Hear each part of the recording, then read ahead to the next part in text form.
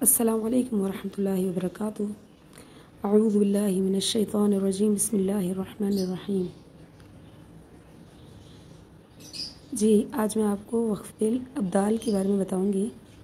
वक़्फ़िल अब्दाल कहाँ होता है, यानी दो ज़बर को एक ज़बर में बदल देना। वक़्फ़ के मायने तो हैं रोकना और अब्दाल के मायने हैं बदलना। अब अगर हम यहाँ वक़्फ़ यानी दो ज़बर को तब्दील करेंगे तो किस हालत में करेंगे? वक़्फ़ की हालत में करेंगे, लेकिन रुकेगा नहीं, जारी रहेगा। वक़्फ़ का काम तो है रोकना, और लेकिन ये वक़्फ़िल अब्दाल में आखिरी जो ये हर्फ है उनको हम जारी रखेंगे, यानी दो ज़बर को एक ज़बर में तब्दील कर देंगे।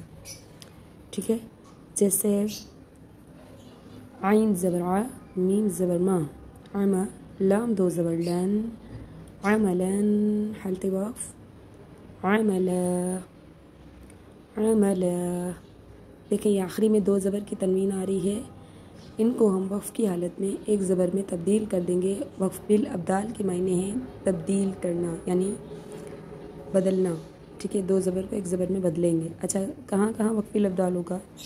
दो ज़बर पर, अगर दो ज़बर हो आखिरी हर्फ पर और अलिफ हो, यानी अलिफ मदा हो, तो वहाँ हम दो ज़बर को एक ज़बर में तब्दील करेंगे। ठीक है, और दूसरा गोल ता हो, गोल ता यानी हा की तरफ हो, जो गोल हा बना होता है ना इस तरह, तो गोल ता भी आता है, तो वो हो आखिरी हर्फ वक़्फ़ की हालत में, और गोल ता हो तो उनको हम वक़्फ़ की हालत में हा में बदलेंगे।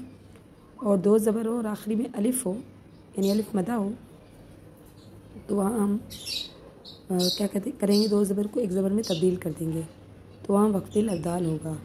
ठीक है, जैसे इन सब पर वक़्फ़िल अब्दाल हो रहा है, दो ज़बर की तनवीन को एक ज़बर में तब्दील करेंगे और वक़्फ़ की हालत में इनको जारी रखेंगे, खींचेंगे भी।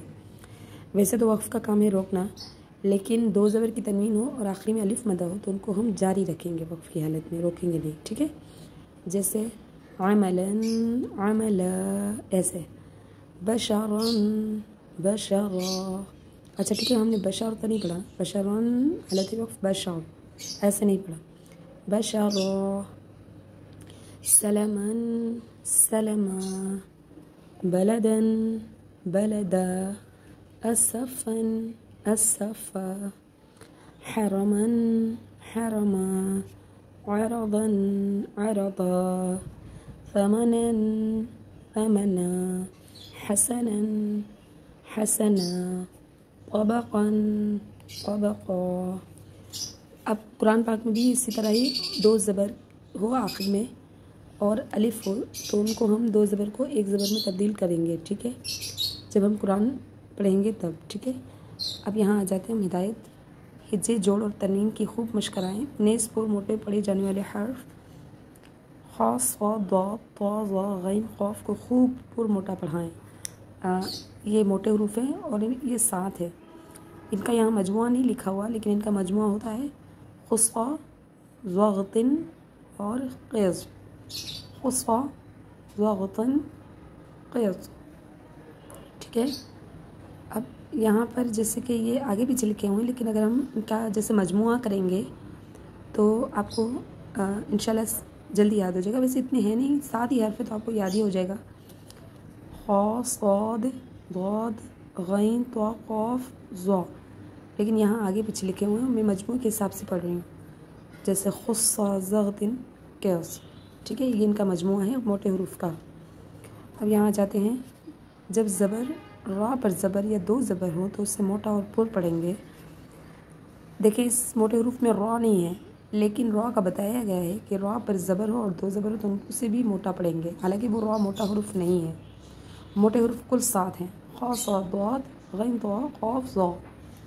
दो ज़बर वाले कलमे पर वक़्फ़ करने की सूरत में उसे अलिफ से बदल दिया जाता है। जैसे सलमन पर वक़्फ़ करें तो उसे सलमा पढ़ेंगे। अब यहाँ ये तो नहीं लिखा हो ना कि यहाँ वक़्फ़िल अब्दाल होगा, यानी बदलेंगे। यहाँ क्या लिखा हुआ है? दो ज़बर को एक ज़बर यानी एक अलिफ से बदल दिया जाता है। ठीक है, जनफ़न को जनफ़ा और आमलन को आमला पढ़ेंगे वग़ैरह। तो मुझे उम्मीद है आपको समझ आ गया होगा, और आज मैंने आपको वक़्फ़िल अब्दाल के बारे में समझाया। इंशाल्लाह आगे वक़्फ़ की और सूरतें आएंगी तो हम करेंगे। और अगर आपको समझ आ जाए मेरी वीडियो तो लाइक ज़रूर कीजिएगा और कमेंट्स भी कीजिएगा। जज़ाकुमुल्लाहु खैरन कसीरा। अस्सलामु अलैकुम वरहमतुल्लाहि वबरकातुहू।